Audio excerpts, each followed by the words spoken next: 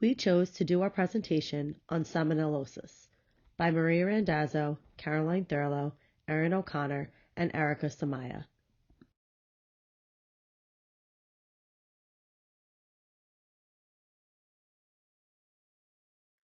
Learning objectives. At the completion of this course, the participants will be able to explore a specific type of foodborne illness, review the epidemiology of salmonellosis, demonstrate the treatment and prevention of salmonellosis, and discuss the ongoing prevention. Foodborne illnesses are caused by consuming contaminated foods or beverages.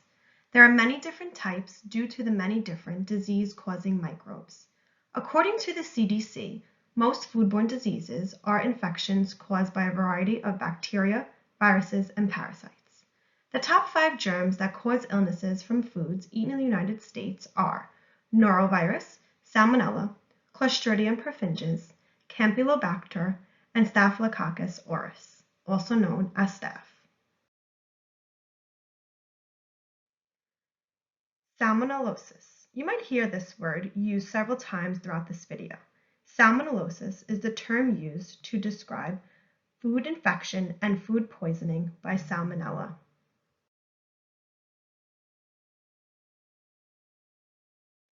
Salmonellosis is an enterobacter, a type of bacteria that naturally live in human intestinal tract, soil, water, animals, plants, and are common in foods.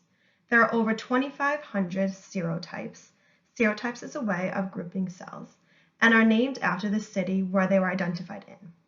The growth of serotypes Salmonella typhi and Salmonella paratyphi is restricted to human hosts in whom these organisms cause enteric typhoid fever. The remaining serotypes, also known as non-typhoidal Salmonella or NTS, can form in the gastrointestinal tract of animals and mammals.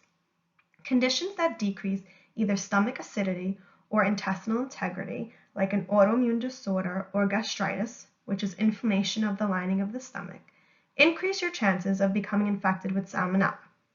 CDC estimates that Salmonella causes more foodborne illnesses than any other bacteria. Typhoid versus non-typhoidal salmonellosis. Enteric or typhoid fever is a systemic disease characterized by fever and abdominal pain. The disease was initially called typhoid fever because of its clinical similarity to typhus. In 1869, the term enteric fever was given because of the anatomic site of infection. Infection with non-typhoidal salmonella most often results in gastroenteritis, which is inflammation of the small intestine. Nausea, vomiting, and diarrhea occur 6 to 48 hours after the ingestion of contaminated food or water. Foods and/or liquids to avoid. Chicken is a major source. About 1 in every 25 packages of chicken at the grocery store are contaminated with salmonella. The bacteria can also spread through contaminated water, the environment, other people, and animals, even pets and animals you might come into contact with.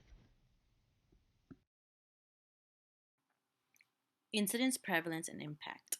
The Center for Disease Control, the CDC, estimates 1.35 million confirmed mild to severe cases of non-typhoidal salmonella annually, about 47,000 laboratory confirmed cases across the U.S. each year. 27% required hospitalizations, 0.5% people have died as a result of salmonella poisoning. 420 deaths occur annually due to non-typhoidal salmonellosis. For every salmonella case confirmed in the U.S., about 30 cases are not reported. Epidemiology and statistics. Every year, about 150 foodborne outbreaks of salmonellosis are investigated and reported by public health officials. In 2012, 831 foodborne illnesses were reported to the CDC. Salmonella pathogens were identified in 106 of those cases. Most people recover from salmonella infection at home within 4 to 7 days without antibiotic therapy. 6% of reported cases of salmonellosis are associated with a known outbreak.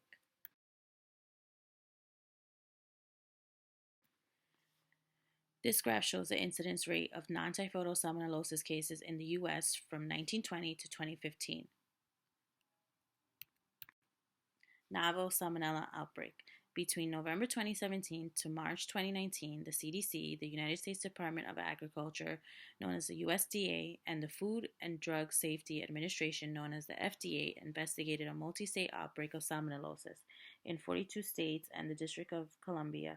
365 cases of salmonellosis were reported related to raw turkey products, raw turkey pet food, and live turkey. The outbreak could not be traced to a single facility, type, brand, or source of turkey. Of the 42 states, 21 states collected samples of raw turkey products from 24 slaughter and 14 processing establishments. The Salmonella outbreak strain of Salmonella Redding was found in 178 samples. For the first time in U.S. history, the CDC and the Food Safety and Inspection Services, known as the FSIS, contacted a national industry group, the National Turkey Federation, and shared their results. This led the Federation to introduce nationwide salmonella control programs in the turkey processing industry nationwide and encourage consumer food safety education.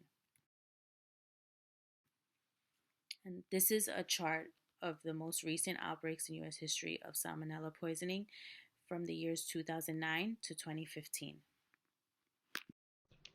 Symptoms of salmonella include diarrhea that can be bloody, fever, stomach cramps, nausea, vomiting, and headache. Symptoms usually start within 6 hours to 6 days after infection and can last about 4 to 7 days. High-risk populations. Anyone can get food poisoning, but those whose bodies are unable to fight germs are at a higher risk to get sick and have a more serious illness. Salmonella infections are more common in summer months than winter months. Those who are at risk are adults aged 65 years and older, children younger than 5 years, infants who are not breastfed, people with weakened immune systems, pregnant women, and people who are on antacids. When to see a healthcare provider. You should see your doctor if you have diarrhea and a fever higher than 102 degrees Fahrenheit. Diarrhea for more than 3 days without improvement, bloody stool, prolonged vomiting that prevents you from keeping liquids down. Signs of dehydration to be aware of are dry mouth and throat, little to no urine output, dizziness when standing up. Severe dehydration may lead to hospitalization. According to the World Health Organization, ways to prevent salmonellosis include but are not limited to proper hand washing, adequate washing of fruits and vegetables, using a food thermometer while cooking, and food hygiene practices during food handling and preparation emphasize importance of cleanliness, separating raw meat from other raw and cooked foods, cooking at accurate temperatures, and storing foods before and after cooking.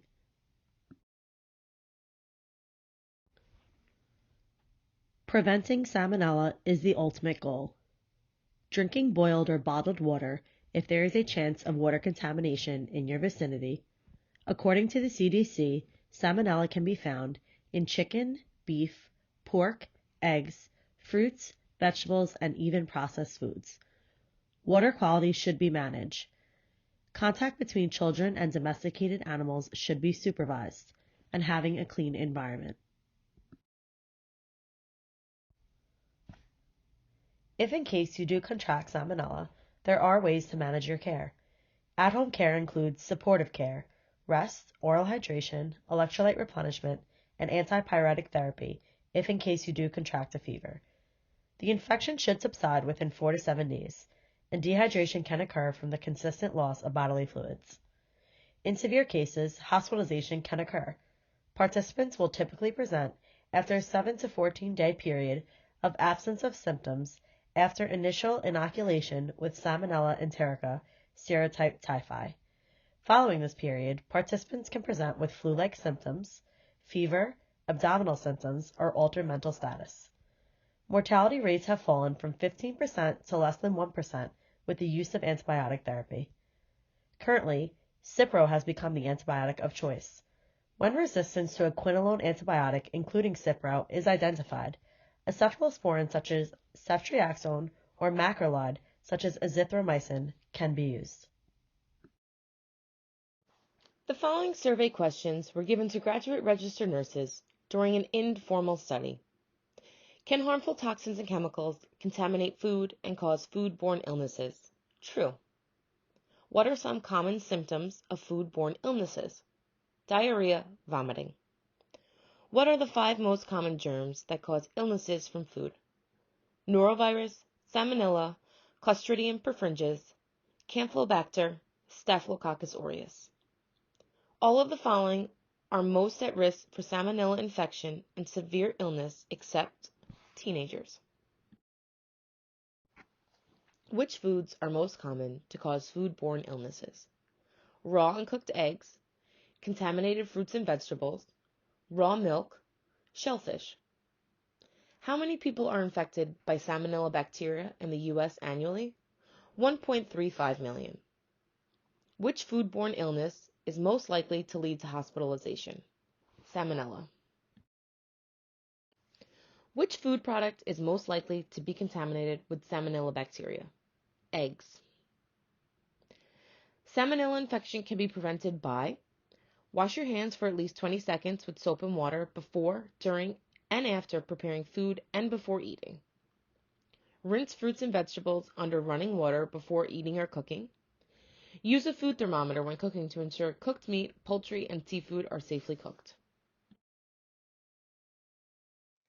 This is the results of our pre-test survey. As you can see here, questions 1 and 5, majority of the students got correct. And question 4 and 6, most of the students did not get correct. Here we have the post-test survey results after graduate nursing students received an educational PowerPoint presentation. The results show that overall, there was an improvement in students answering questions correctly.